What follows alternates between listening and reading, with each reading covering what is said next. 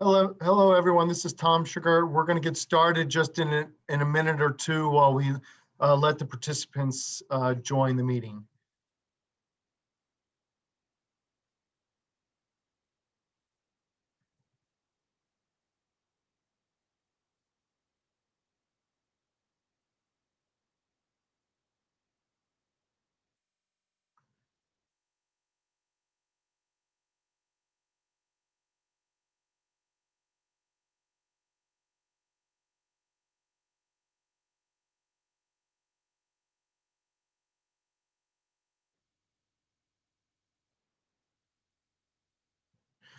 Okay, so we're going to get started. So this is the Wearable Robotics Association webinar series. I'm excited today for a discussion on past, present, and future of back assist exosuits. Next slide. So we want to thank our annual partners. We couldn't do this without them. We have a great set of annual partners this year to help our conference association. Thank you. So our upcoming event will be on April 27th to the 29th. It'll be WearCon 21 virtual. We will have an automotive forum, a logistics forum, and some insurance forums. Thank you. So I'm excited for our speakers today. They are world leaders in the development of exoskeleton with years and years of experience.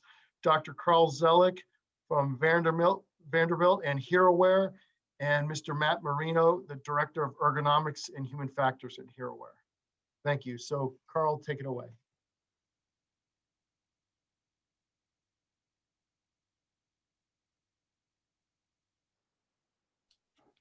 Hello, everyone. I'm excited to be here today to talk about back assist exosuits. And I'm particularly excited to be here with my friend and colleague, Matt Marino. He is the Director of Ergonomics at HeroWare. He's also one of the founding members of the ASTM Exotech Center of Excellence. As Tom said, I'm a professor at Vanderbilt. I'm also co-founder and chief scientific officer at HeroWare. So to start this off, I think there's three things you really need to know about Matt. First, he was an industrial ergonomist for 12 years. So he's really passionate about keeping people healthy and safe at work and improving their well-being off the clock. When I see him in his element, it's really, the chat popped up. Okay, questions will be taken at the end. When he's in the element, he's really around workers implementing exosuits or other ergonomics guidelines at the workplace. The other thing about Matt is he really is a helpless romantic when it comes to exoskeletons. Anytime he gets an exoskeleton, he takes it on a date, meaning whatever it was intended for, he'll take it out and do something else with it, take it rock climbing, skating, introduce his family to the device. So he's really gets into the details of these different technologies. And he's been a huge champion and friend to the exo industry. For anyone who doesn't already follow him on LinkedIn, he shares all the news across the industry from all the different companies. And so he really is somebody who has a very optimistic and uplifting look on this industry.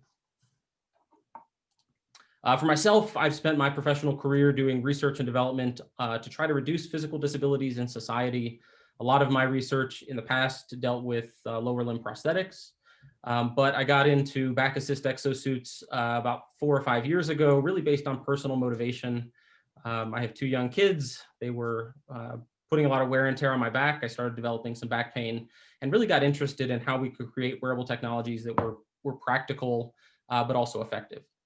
And then finally, I'm a big believer in science communication, science education, and what I call exo myth busting. Many people, especially in the general public, have a perception of exoskeletons based on Hollywood. And as you can see in this picture, real occupational exosuits are perhaps not quite so menacing as we see in the movies.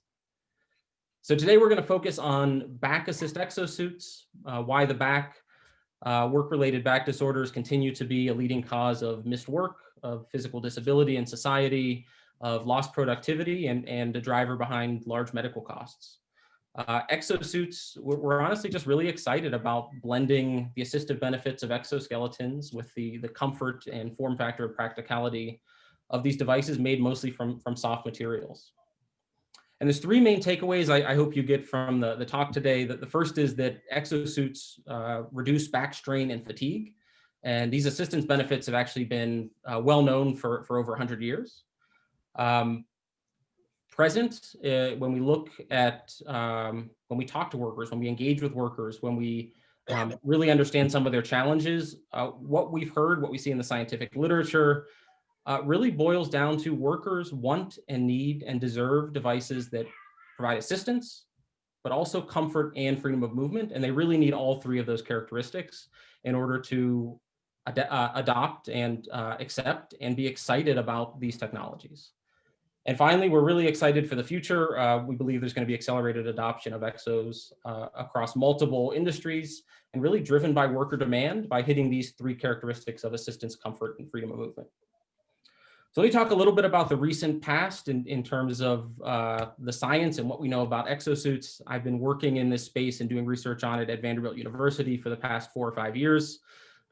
We've done a series of laboratory studies where we've demonstrated that exosuits reduce the strain and muscle activity in the back during bending and lifting tasks, that they're expected to reduce the compression forces on the spine, and that they reduce the fatigue on the low back muscles during sustained bending. We then took these same exosuit technologies out into the field and did field studies where we confirmed the same results we saw in the laboratory in terms of relieving strain on the back. We also saw in warehouse workers performing work-relevant lifting tasks at their place of work. And so really what exosuits are doing is that they're acting like an extra set of muscles that reduces the strain on the muscles and discs, that instead of all of the strain going through your back muscles, some of it goes through the exosuit instead. What we've seen across our work and in the scientific literature is that if you want more assistance, you can put in a stiffer spring. You can also adjust the set point of the elastic element in order to adjust the level of assistance. And this assistance can be provided passively, quasi-passively, or using a powered mechanism. What's also really interesting is even if you're not wearing an exosuit, your muscles actually act sort of like exosuits do as you're fatiguing. So this is going to be a plot of muscle activity on the y-axis over time. And this was a case where we had individuals come into the laboratory and bend over and hold a heavy weight for a prolonged period of time. And this line you're seeing now is showing the activity of the low back extensor muscles. And so they're highly active. That's what allows someone to maintain that bent forward posture while they're holding a weight.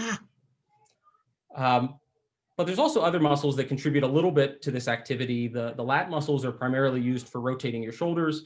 And typically during these bent postures, they have activity maybe around 10 or 20%.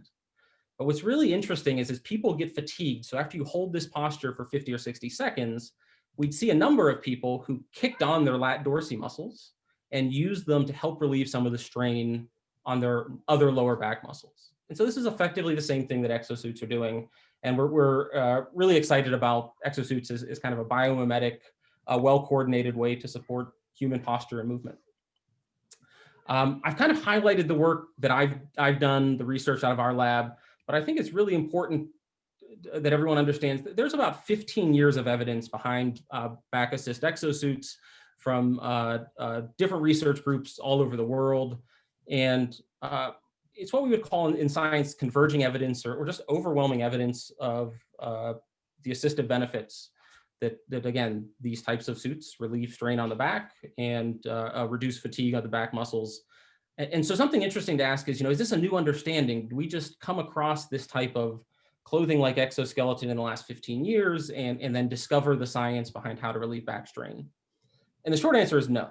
You actually have to go back quite a bit further. You can go back about 100 years. And if you go back to the late 1800s, you can find what they called at the time to be back braces or shoulder braces, essentially elastic elements that run along the back that were used primarily for agricultural work. So workers that had to stoop over for long periods of time. And there were a number of patents filed that explained this general mechanism of routing some of the force through the elastic bands rather than through the back muscles. And it wasn't as if there was just one patent. This was a simple one that I just showed. Here's another one where they had a little offset lever arm on the back to provide a little bit more of a mechanical advantage. And this one used elastic cording. Also, if you like old patents, there's some great pictures, including the hats and beards and full kind of caricatures of the time. Here's another patent. The last two patents were from 1898 and 1900. Here's one from 1891, where there's an elastic patch of material along the back, shoulder harness, and then some straps that go down to the legs or the feet. What's interesting about this one is there's even a little differential mechanism where we're allowed for a little bit more of a right-left leg motion. And these are not unique. There's actually dozens of patents from this time period from about 1880 to 1930. Here's one from Texas from 1889, Arkansas from 1890, New York from the early 1900s, Oklahoma, Maryland, Florida. And so this is just patents within the United States. So this idea of offloading the back using elastic elements is really well known and has been for a long time.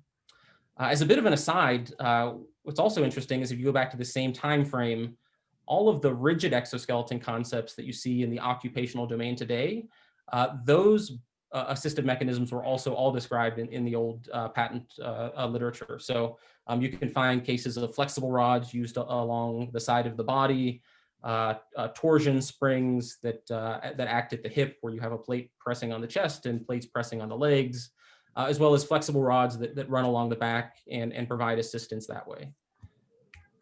So just circling back to the last 15 years of evidence, what's really happened in the last 15 years is scientifically, we've been able to add a level of rigor. We've been able to dig into some more of the nuance, some of the more of the insights on how people are using these devices, of the many muscles in the back, which ones are getting offloaded more than others, how different individuals are utilizing these technologies. But fundamentally, this is not new knowledge. This is not a new type of assistance. This has actually been very well understood and widely understood for over 100 years. And so the interesting thing we can start to ask is, well, why were exosuits, why are they being adopted now and why not 100 years ago? And I think there's a number of reasons. Some of it's related to materials and manufacturing capabilities. Others are related to user experience and occupational safety and health. And there's a few other factors, but what I wanted to key on today was just to talk a little bit about user experience. So it's been known that these types of what we would call 100 years ago back braces, or what we call now to be back assist exosuits, it was known that they could assist, but what do workers really need? And Matt Marino, myself, the rest of the HeroWare team, we spent a lot of time observing, working with, interacting with workers across a number of different industries. And this is a worker who's doing palletizing and depalletizing work in a warehouse. He is bending thousands of times per day, lifting thousands of times per day. And you talk to the average worker in this space, and would they like to have a less sore back at the end of the day? Of course. Would they like to have more energy at the end of the day? Of course. But their only challenge is not just getting assistance. They have all these other tasks that they need to do, all these other movements they need to make. And so in order for them to get excited about a technology, to get excited about an intervention that can help relieve strain on their body, help them lift better, help them have more energy at the end of the day, they really also need to be comfortable, and they need to have full freedom of movement to do all the tasks that are a part of their job. And so this isn't just in warehouses, but across different industries, whether it's construction, manufacturing, agriculture, a number of different areas, anywhere where people are bending and lifting and reaching. There are similar physical demands. There are high rates of back pain and work-related injury in many of these industries. And so it's the same challenge. For me personally, I've been using the Apex exosuit for a number of different things around the house. And the most kind of stark realization came when I was doing some plumbing repair in a small bathroom. And recognizing that the only reason that I accepted and wanted to use this exosuit was because it didn't just assist, but it gave me the freedom of movement I needed, and it was comfortable to wear. So that's really what we feel like we figured out in the last few years. That's why we're so excited about this technology that we launched earlier this year, is these three keys we believe are really the pillars, the foundation for a successful exosuit: comfort, freedom of movement, and assistance. Now, just to kind of go back through time, when we started doing research 4 or 5 years ago in the lab, we had an assistance-only prototype. That's what we used to do our initial muscle activity tests, and that was adequate for our lab tests. When we moved out and started to do field testing, we added a clutch. So one of the unique things about the Apex is there's a little switch on the shoulder where you can quickly turn assistance on and off. And this on-off feature allowed people to have assistance when they needed it and freedom of movement when they didn't. And that allowed us to go out and perform initial trials and tests and get really good feedback and really enthusiastic support from workers at a national retailer and an international logistics firm. But it wasn't until we really added this last element of comfort that we felt like, okay, this is really a work-ready technology that can be delivered and scaled out to an entire workforce. And so the way we accomplished this was through gender-specific fits. So we were really proud to launch the first exoskeleton or exosuit that had a female-specific fit. In this case, it has straps that are designed to fit around a woman's breasts in order to be comfortable for a female. We also have different sizes to make sure that we can fit individuals of different heights and weights across all these different industries. So this was kind of my takeaway. I think this is kind of my cheat sheet. When I looked back over the last few years of what we learned, I truly believe that workers need and they deserve these three key elements in an exosuit. The assistance-only versions are basically those Victorian era, late 1800s, early 1900s back braces. That was the technology that they had at the time. If all you have is comfort and freedom, you basically have everyday clothing. If you have assistance and comfort, I describe that as taping a chair to your ass. It's comfortable, but it gets in your way. And assistance and freedom is really an exo that workers will reject or abandon when they need to wear it for prolonged periods of time. And so this is what we boil down to. This is the core of really the Apex exosuit in terms of the technology, what it delivers, what it makes it unique, is this assistance, comfort, and freedom. Matt Marino is going to be talking a little bit more about specific use cases and user feedback. And we're seeing that workers really want to wear this technology, that they get behind it, that they get excited to use it.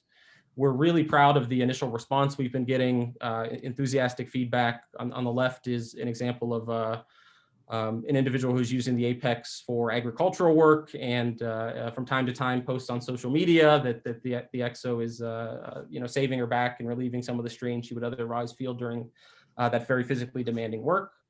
Earlier this month, we found out that the design team won an international design award through this Spark design competition for the Apex design. And we're just really proud of the blending of function, form, fit, fashion. And then finally, we were part of an innovation and entrepreneurship showcase, which was also earlier this month. And that was really highlighting federally funded research, which was turned into a product to help improve society, improve well-being.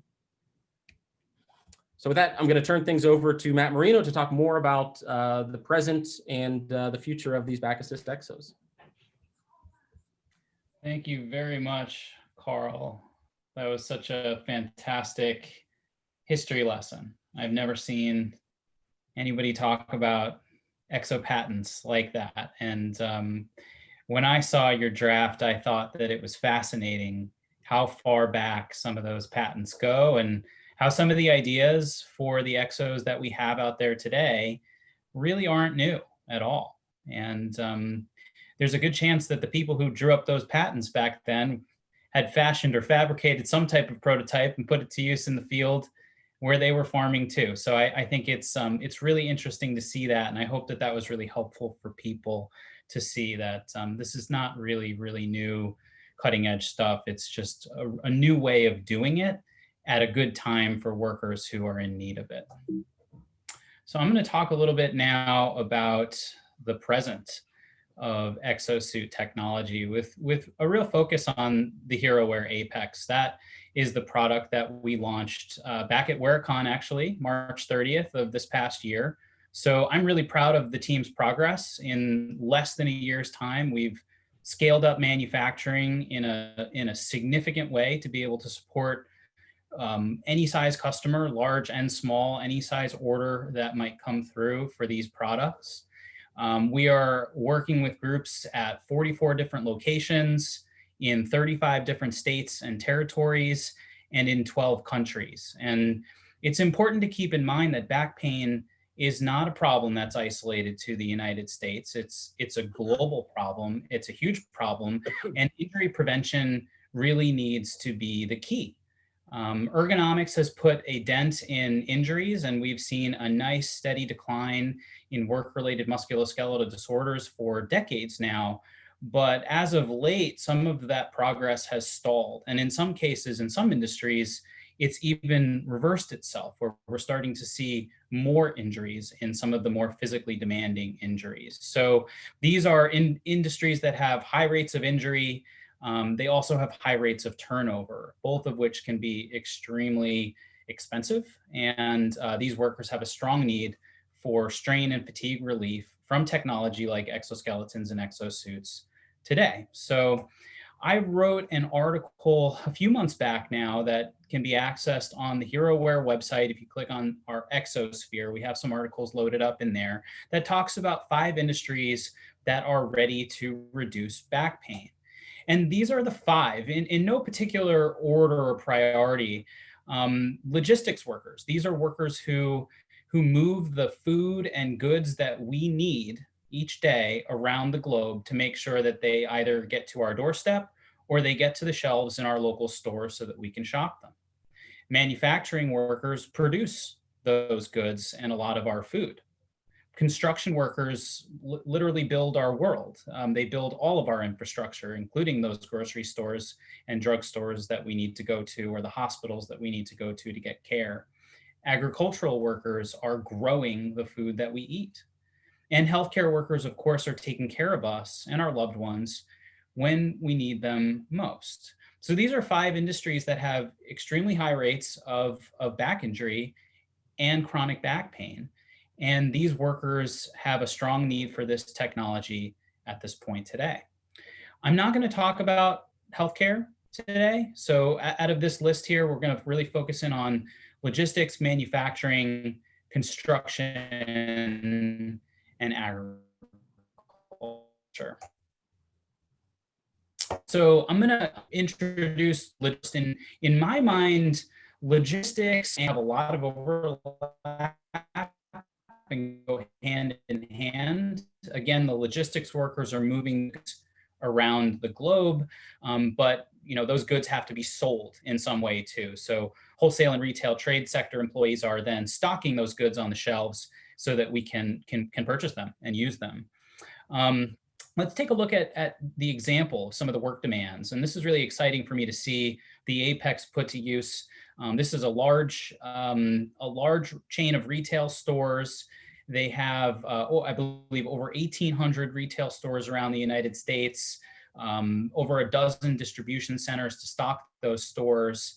And they sell goods for everything from home improvement to agriculture, to taking care of livestock, horses, or pet care.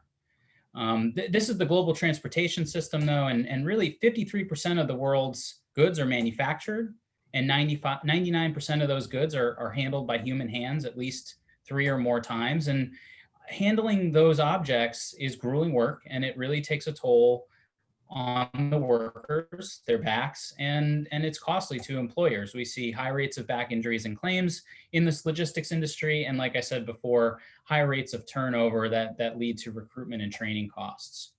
All right, so here's the video that we were talking about here. So these workers are working in a distribution center. It's located in the Southeast United States. The environment can be pretty hot, especially in the summertime, and these workers are expected to pick approximately 175 items per hour. So if you do the math over the course of an 8-hour day, they are picking about 1,400 items. You can see a lot of these items are 40 to 60 pound bags. And that is no small load on the back. When I plugged in some numbers into the lifting fatigue failure tool with some conservative estimates of the moment arm, we're talking about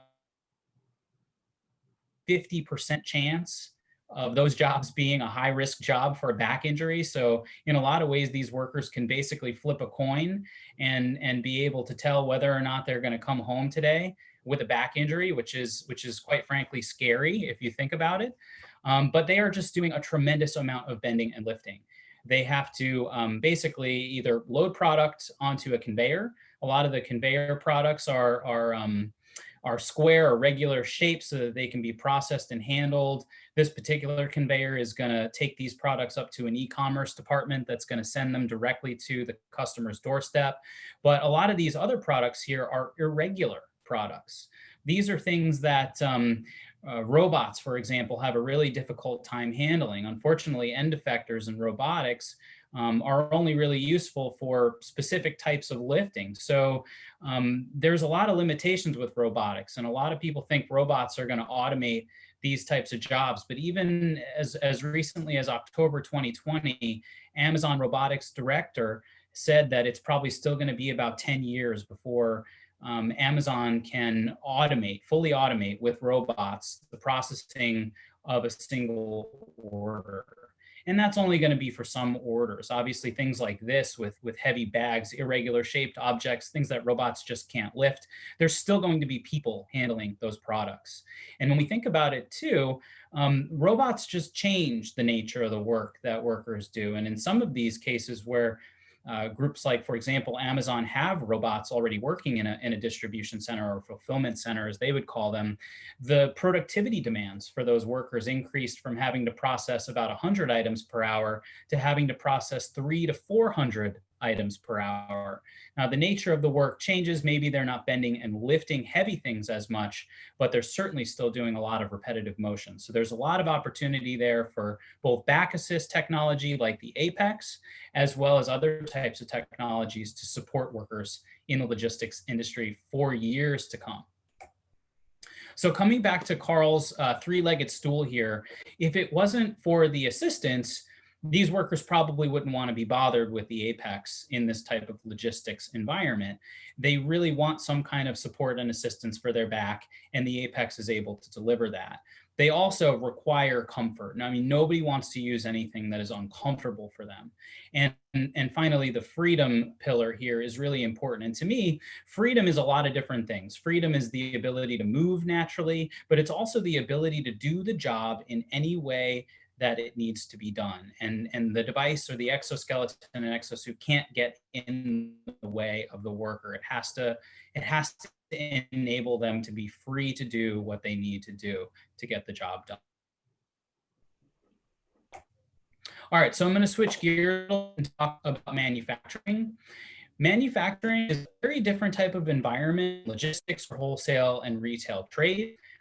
This is where workers are actually producing goods that are going to then move through the logistics system. But in a lot of cases, manufacturing environments have been engineered and designed using good ergonomics. So there's not always opportunities in all manufacturing settings for exoskeletons or exosuits, but there are still some processes that can benefit from back assist exosuit technology, like the one that we see here. So let's take a look at a video. So here we see this worker is lifting finned tubes. Finned tubes are manufactured for industrial applications. In this case, these are used to produce heat exchangers that are used to do something within an industrial setting. And these workers, basically, depending on the order that comes through to manufacture these, they might be working intensely in this area, lifting repetitively for months at a time, full shifts for months at a time, multiple workers. So as you can see, not every process in this manufacturing plant is an appropriate candidate for an exosuit, but this particular one is. And what I really like about this example here is this group identified they have a problem. They have a really good reputation for producing these types of pressure vessels, basically, that they're known for producing. This particular task is very physically demanding for the back, and they found us. They found HeroWare.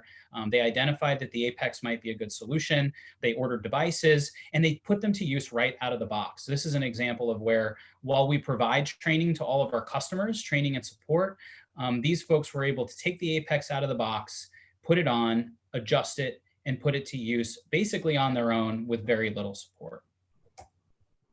So coming back again to the pillars, they need assistance to lift those fin tubes, which weigh 45 to 65 kilograms. So in US, that's 100 to 140 pounds per fin tube. So we're not talking about a light lift performed repetitively. It's a pretty heavy lift. They need it to be comfortable over work clothes, and they need to be free to move through these tight spaces sometimes and do their job the way that they're used to doing their job. They can't have the exoskeleton interfering with them. All right, so I'm going to shift gears now to construction, and construction workers. I'm always amazed by how physically demanding, just grueling construction work can be in a variety of different trades. We actually have a lot of good research and data from groups like the Center for Construction Research and Training. On this pie chart here, we can see that overexertion and bodily reaction injuries, those classic work-related musculoskeletal disorders, are the third leading cause of injuries amongst non-fatal injuries amongst construction workers after basically getting hit by stuff, contact with objects, or slips, trips, and falls. Within the overexertion category, overexertion due to lifting and lowering makes up about a third of that slice of the pie. And the rate of overexertion injuries related to lifting and lowering in construction is higher than the rate of those types of industries, is higher than the rate of those types of injuries in all other industries combined. So lifting, lowering, bending, squatting down are major drivers of back injuries in the construction industry. And here we can see some of the jobs where this is of a particularly bad problem. So for all the exosuit, back assist exosuit, and exoskeleton producers out there, this is basically your target list for the types of construction trades that you might want to be talking to, because these are the types of workers that are bending, twisting, and performing repetitive motions basically all day long, as we can see on this chart. People like brick masons are bending and twisting and doing repetitive motions affecting their back 93% of the time that they are working, which is just incredible that their backs don't explode after a period of time. Hopefully they're not. In some cases they might be, right? But concrete workers are another group. People that are bent over all day tying rebar, or bending over as concrete is being poured to finish the concrete and smooth it. And these are groups that are bending and sustaining that position for periods of time that are just mind-boggling to me. My back would not be able to handle it. And this data here really hammered it home for me. When people in an industry like construction report having more back pain than all other industries combined across every age group, I mean, that really screams for attention. What was particularly disturbing to me about this data was that 18 to 34-year-old workers have a huge increase in back pain compared to all other industries. And since we know that previous industry injuries and pain are the #1 predictor of future injuries and pain, this industry and the type of work that they're doing in construction is really not setting them up for success later on. And it's no surprise that the 55 plus category is higher for construction than all the other industries as well.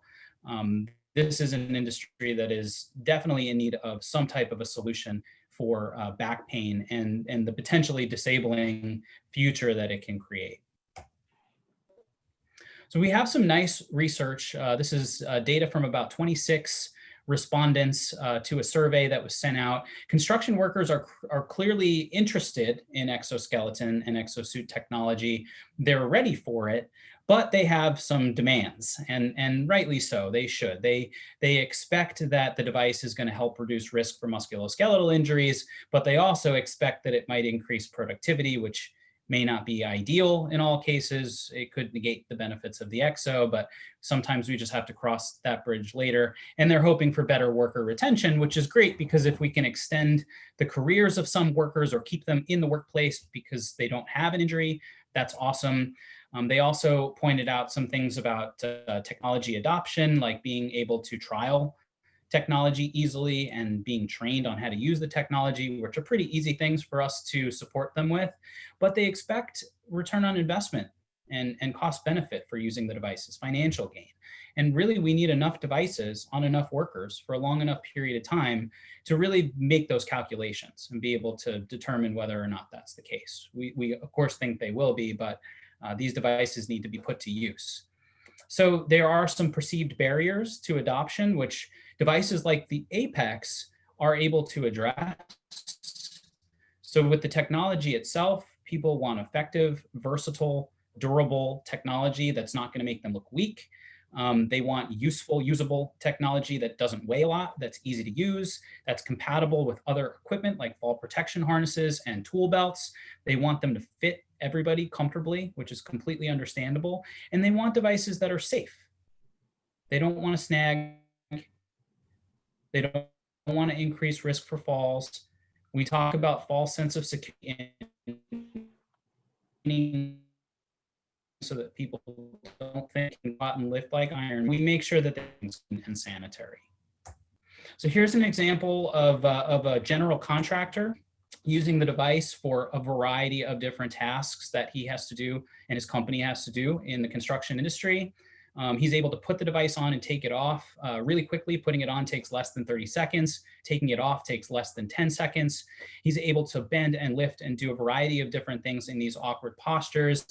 He's reported less perceived exertion, less discomfort in his back, and improved performance with the device. He's found it extremely comfortable and easy to use, and he's been able to use it with fall protection and different types of tool belts that he frequently has to use in the workplace. So it's come in handy for everything from inspecting soffits to grading. He's able to drive equipment with it like steamrollers and excavators. He's able to get that fall protection harness and get up on the roof, no problem, to inspect soffits and stuff like that. So it's been a really interesting experience working with this company. Sometimes it's not the biggest companies that adopt this technology first. Sometimes it's smaller companies that have an issue, that take the bull by the horns and find a solution for themselves. And that's what we've seen here with this construction client. So for him, I mean, obviously the assistance is imperative. He's not going to use something that doesn't help him. He needs it to be comfortable because he's moving through a variety of different tasks throughout the day, and he's getting into some awkward positions. Sometimes he's sitting, sometimes he's lying down, sometimes he's crawling. He's moving through tight spaces. So he really needs the device to be comfortable and provide him the freedom to be able to do all of those things. All right, one last shifting gears here to agriculture. Carl talked about agriculture, and this is really where we saw a lot of those early patents coming from. Much like construction, the work done by farmers and people in the agricultural industry is sometimes brutal on the back. It is incredible how physically demanding and the work is and how hard farmers work to grow the food that feeds the world. So we have some nice data here from 18 respondents of a survey, and 94% of the respondents in this survey, their farmers, reported some type of back pain or injury being a common physical impairment that affects them. Here we also see things like arthritis and weakness in the back that also may be related to their back and how that feels. So there's a few rows here that are potentially directly related to issues with their back from the work they do in agriculture. These are some of the common pain-inducing movements in agriculture. So we see at the top of the list, lifting and carrying loads, not far below that, bending forward, and not far below that, squatting. And these are all movements that can be supported with back assist exosuits and exoskeletons. We also see that the likelihood that farmers will use and potentially adopt exoskeletons is highest for certain body parts. And we see the back here at the top of the list, equal to that of the knee for farmers. Like construction, there are some important adoption factors that have been identified for agricultural workers to be able to accept and adopt the technology. Compatibility with their equipment is an obvious one. They need to be able to wear it when they need it. It needs to be durable for an outdoor sometimes really harsh environment, and it needs to be easy or very low to no maintenance. They want to feel the immediate benefit, and that's totally understandable. They want back pain relief, they want reductions in strain and fatigue, and like construction workers, they also want to see some productivity increases, which could be a little bit of a double-edged sword. They want to be familiar and confident. Again, they want training, they want the ability to trial and get firsthand use of the technology, and they want to see other examples of success in the industry with the technology. So we have some work to do to get more of these devices out there onto farmers for these stories to be told. They also want affordable technology, which we've really tried to make the Apex as affordable as possible for what it can do for them. And they want something that's usable and useful, and that's totally understandable. So here we see a video from a farmer in my home state of Oregon here. Oregon is the grass seed capital of the world. There are more grass seed farms in Oregon than anywhere else. But this particular farmer is mainly a livestock farmer. So they raise cows, pigs, sheep, goats, and they have to feed all of those animals. So they stack a ton of hay. They also do a little bit of growing of produce and things like that. So they have some greenhouse work, planting work, inspecting of crops. There's a lot of carrying of feed bags and other type of bagged goods that are necessary for agriculture. And they need the freedom to move through tight gates, climb up and down onto equipment, and be able to work with their animals in a safe way that reduces strain on their back. So it's been really interesting to talk to them about how they put this device to use. They know exactly what jobs and tasks it can benefit them for. They are able to stuff the Apex into the glove compartment of a side-by-side ATV that they use to drive around their acreage, and they're able to pull it out when they need it, if they need to haul an animal or something like that, I've been told. And they find this device to be extremely helpful and beneficial for reducing some of the discomfort that's associated with, as they would say, like slinging beef as they handle animals that are slaughtered and brought to market. So just a quick refresher on some of those movement types that we saw farmers interested in using exoskeletons for. So lifting and carrying loads was a big one. We saw loading feed hay, and here we have an example of the Apex being used for that. Climbing up and down equipment is another thing that farmers want to be able to use exoskeletons for. And while the Apex doesn't necessarily assist with climbing specifically, it also doesn't get in the way. So farmers are able to use the Apex for the bending and lifting tasks that they do, while also being able to climb up onto a John Deere or some other type of tractor or equipment without any interference. And we also see that bending forward and squatting were on this list for planting and inspecting crops. We can see an example of that being done here with the Apex as well. And then finally, working with and feeding animals on a livestock farm. That is a big part of it, along with taking care of those animals. So for farmers and for agricultural workers, again, they really need that assistance to reduce some of the risk for back injury. They want to feel reductions in back discomfort, but they want devices and technology to be comfortable so that they can wear them all day, so that they can get on and off of equipment, and they need the freedom to do the work that they do in the way that they're used to doing it. They can't have any interference. So you've heard a lot from me, but I want to let you all hear some things from these workers who you've seen in these videos and some of these pictures already. So I'm going to play a video here. I'm going to stop talking for a couple of minutes. And just in case the audio doesn't work really well, we've burned the subtitles in so that you can follow along and read. So without further ado, here you go.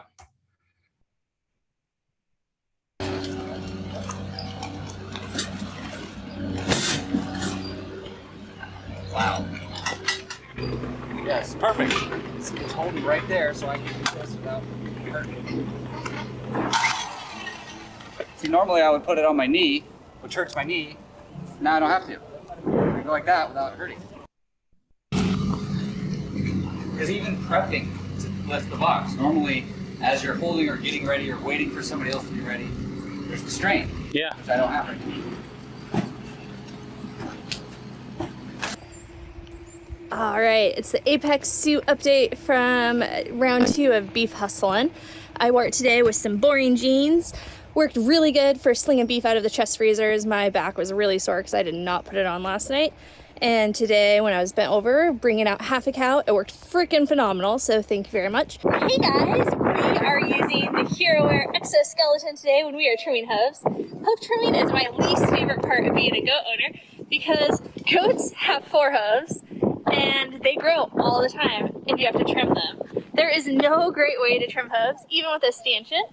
And so I'm often bending over, trimming hooves all day, and my back dies. But today, wearing my HeroWare, I feel awesome!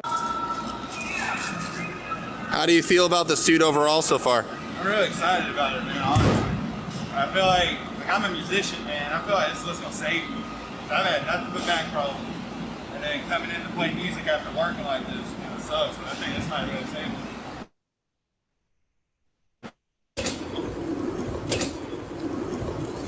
How's it feeling? I feel better. I'm doing less getting. I feel good, man. Great. Yeah, I feel the I guess it's you call it a little resistance. Yeah, or assistance. Make it feel better. Like when I'm moving and stuff, I feel it. That's great. So luckily I was there and I was able to talk to them a little bit about not necessarily jumping to moving faster and doing more work because we didn't want to negate some of the benefits that he would be getting from the exosuit, increase productivity. You can just see what people think.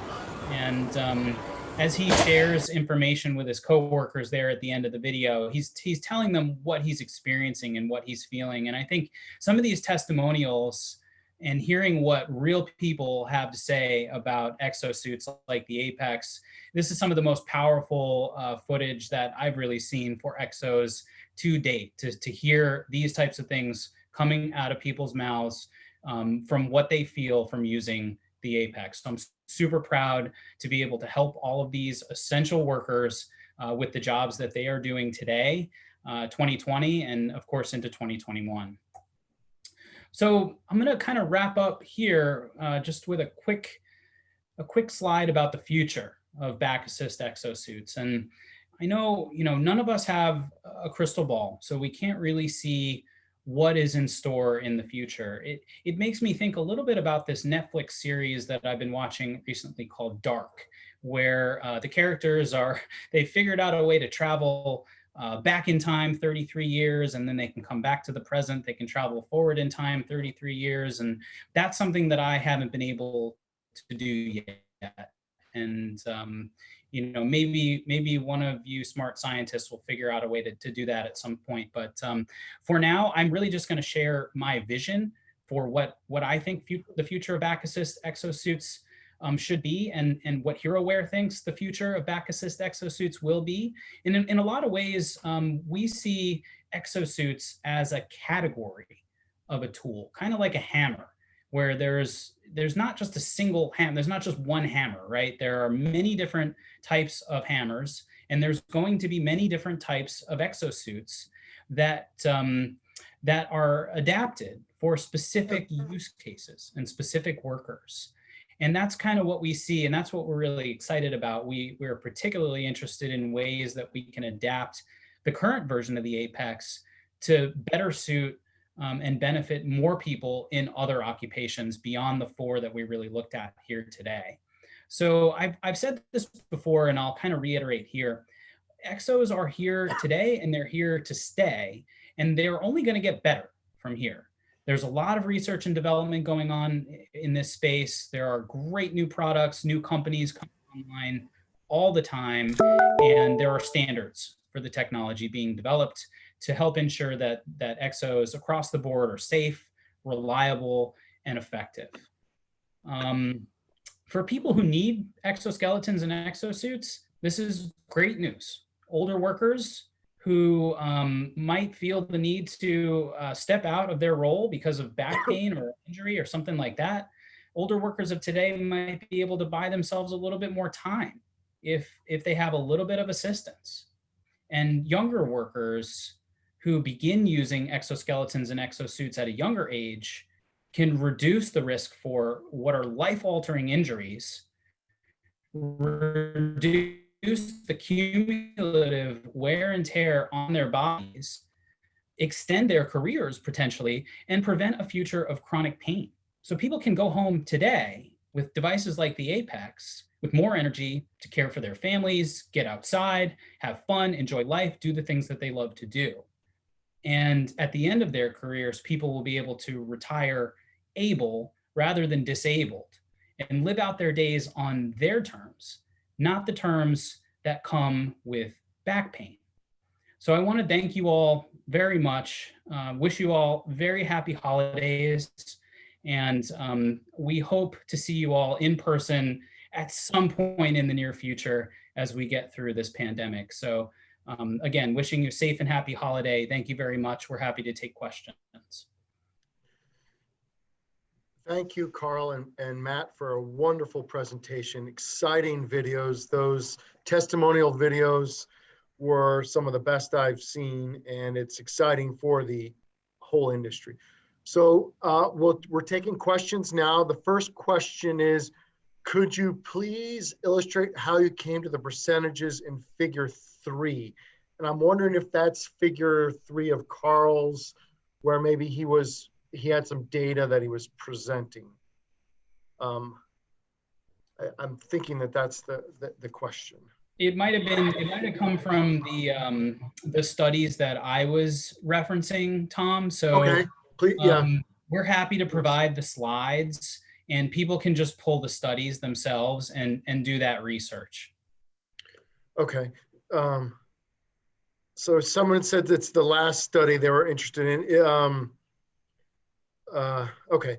Something about the If science. anybody wants to reach out to me directly, I'm happy to answer any questions via email and send them links to the paper as well. Okay. Yeah, I think that's the easiest thing if there's some questions like that on some of the science. Okay. How much assistance does the Apex provide, and is it adjustable? So based on the series of laboratory tests we did, as well as the field tests, I usually just summarize that it's basically a 3-pound suit that takes 50 pounds of strain off the back. In practice, and Matt might want to share a little bit more about this, but definitely from our interactions with end users, giving them the ability to pick the level of assistance that they want has been really, really powerful and really a part of, I think, what's helped drive worker excitement and worker demand for these kind of technologies. So we do have a number of different strengths of elastic that we provide, and work with the worker to provide really what they need and what they feel is best for them. Yeah, I'll jump in real quick and just say that we do have different levels of support and assistance via different elastic tensions, different strengths of the elastic bands. But because the Apex has a switch, the amount of support or assistance can literally be adjusted on the fly. So by engaging the suit at a different point in the range of motion, one can increase or decrease the amount of assistance that they need for a particular task or use case.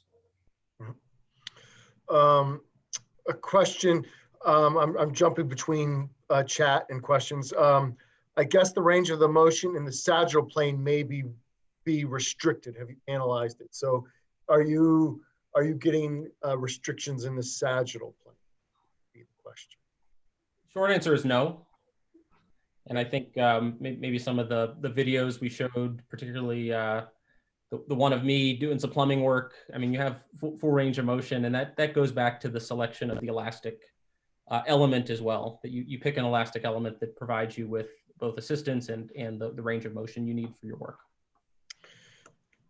Do you think this type of exoskeleton will be listed as PPE? Is it the affordability or some ethical issues? You know, I guess maybe the question relates to the great work at Toyota, where they have shown some shoulder exoskeletons being listed as PPE. Where do you guys see that going? I'll take that question. There was a recent webinar panel discussion on this that was hosted by the ASTM International Exotechnology Center of Excellence. There was some great discussion. The link for that should be available on the Exotech Center of Excellence website if people want to listen in. The determination as to whether or not to classify an exoskeleton or an exosuit as PPE is something that does not have consensus and will likely be considered on a case-by-case basis. Groups like Toyota went through a tremendous amount of work and had a process for identifying jobs that had a risk, sufficient hazard or risk. It was the overhead work in their case. And they did research in collaboration with Dr. Gillette at Iowa State University and Terry Butler to understand whether or not the exoskeletons reduced the risk sufficiently enough to be able to call the shoulder assist devices a control, and in this case, designate them as PPE. I think every company is going to look at this a little bit differently. In Toyota's case, they felt comfortable calling them PPE and actually requiring them for certain processes that their team members have to perform in certain plants. But other companies like Dow Chemical, for example, are considering exoskeletons to be a little bit more in line with engineering controls. Some groups may look at them more like tools, like our construction workers do. They really treat them and use them as if they were tools. So I don't know that I can answer that question any better than that at this point, except to say that there are legal implications associated with calling something PPE, Yep. and there's some work to be done in order to do that in a way that, in the way that that's going to work and make sense. How long do the elastic bands last? Do they need to be changed? It's one of the questions. So I believe, and Marino, you can correct me if I'm wrong, I believe we have a warranty on the elastic bands to last for a year, but the elastic does need to get swapped out. And part of the, part of what we didn't talk about here was really the maintenance and implementation and care for these devices. And so there's a whole Hero Care 360 guide that helps end users implement these. And as a part of that, there is a period of time where you will swap out the elastic bands in order to keep them providing the most assistance. Yeah, I'll jump in really quick there too and just say that the Apex is modular. So if a particular component wears out within the warranty period, we'll replace it under warranty. We really want to take good care of our customers. If something wears out due to just normal wear and tear, like a pair of boots will over time after the warranty period is over, because the suit is modular, you don't need to buy a whole new exosuit. You just need to buy the component that wore out. And that is a lot cheaper and much more reasonable and feasible from that perspective than having to replace the entire exosuit. It also allows companies to reassign devices to different workers if there's turnover, and keep the suits in use for a longer period of time. Are there any plans on using these? I'm changing the question a little bit. Any plans on using these elastic band type exosuits for arm assistant technology? I'll let Carl take that question. So just rereading the question, integrate back assist exosuits with arm assistance technologies. I'm not sure if the question is about integrating with other technologies. Oh, you're right. I maybe technology. Maybe I rewrote it. So maybe sorry. let me answer on two sides of things. So, and it's nice that both Matt and I are on the line. I think as a company, HeroWare is really laser focused on making sure that the Apex is delivering what workers need, and that means both the technology, the implementation, the care and attention and support that's needed to help make it successful and help support workers across different industries. Now, being the chief scientist, I of course am thinking about all sorts of things I'd love to do in terms of integrating back assist exosuits, adapting the devices. And so it's definitely some of each, but I think, first and foremost, we're not looking to just throw something out there and then run on to the next project. We're really focused on trying to make sure that we implement this properly and we support the workers who can benefit from it. This, I think, is a 10-second question, which would be nice to end on. Is this last exoskeleton shown available to market? And I think Yes. yes. So yes, there's yes. So I think we really need to end there. It's 11 o'clock. It was a fantastic presentation with fantastic questions. Websites, I believe that these webinars are recorded, and that you can talk to Waricon to look at the webinars in the future, plus websites. I know HeroWare has a fantastic website. Go there. There's also websites of Exoskeleton Report. I'll shout out for those guys as well.